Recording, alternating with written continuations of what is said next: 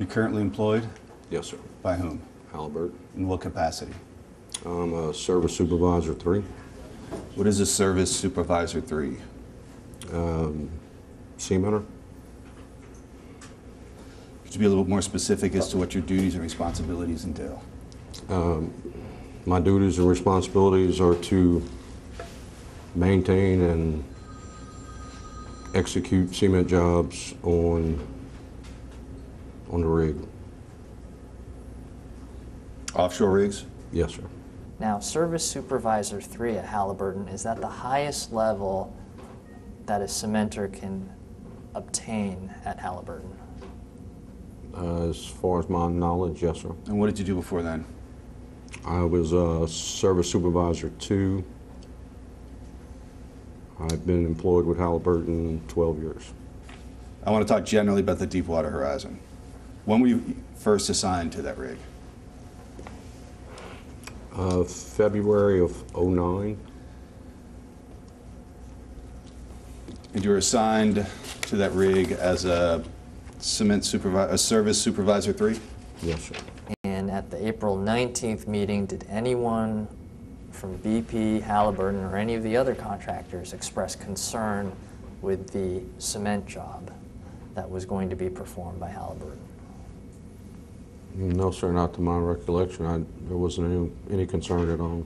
Is it your testimony that the cementing operations on the Deepwater Horizon on April 19th and 20th were completed successfully? Yes, sir. Was there anything during the cement job that raised a question in your mind whether the job was completed successfully? No, sir. Okay. Now, was there anything that BP did during the cement job that you believed was unsafe? No, sir.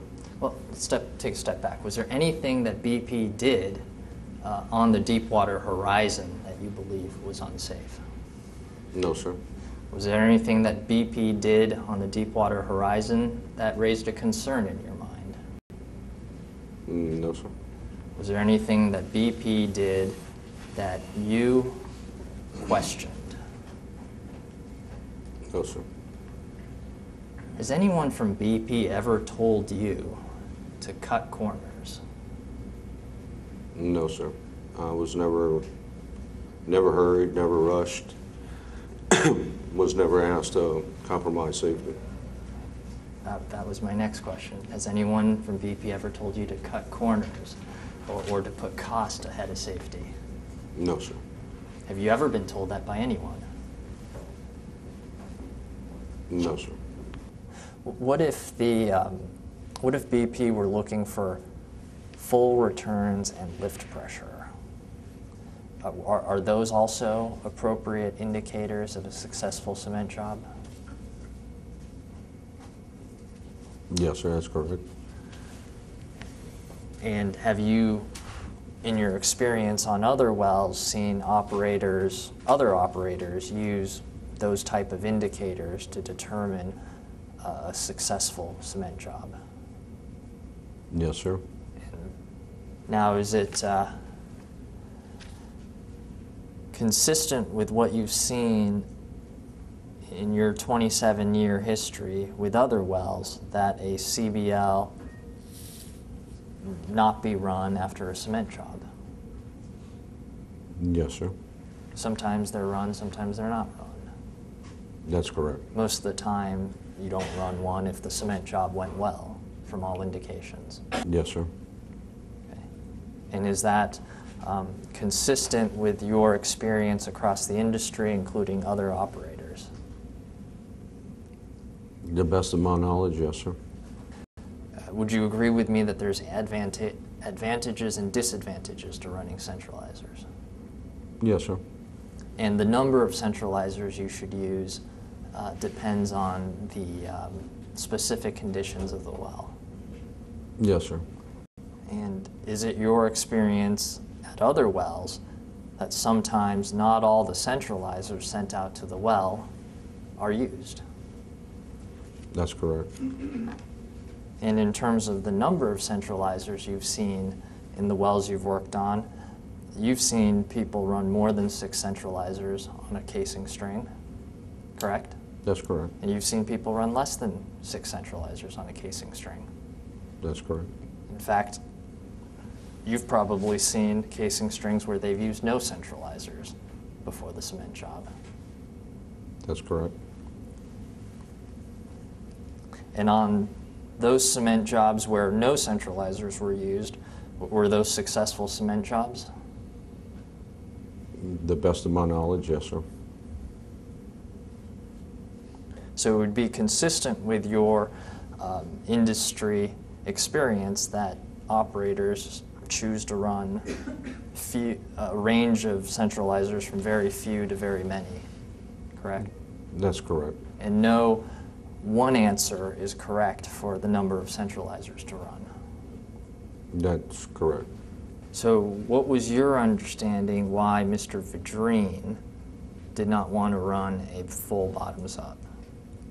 As I just stated, because of the low frac gradient and the pour pressure. And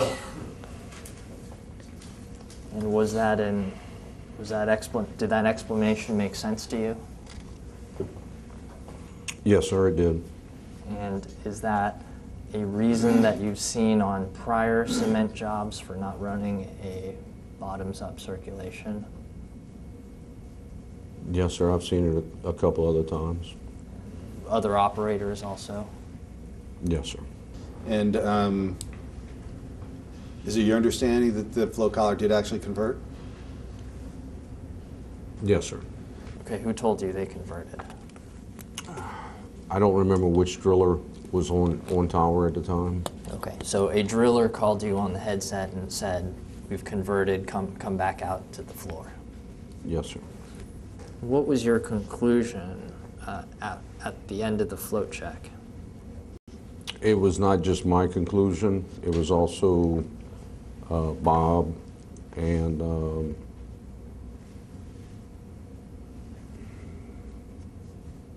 the well site leader, Lee, that we had a good flow check. Okay, but what was your conclusion? What was your conclusion that you had a good float check? Yes, sir. And in your experience, is that a common way to check the floats that you've seen on other wells?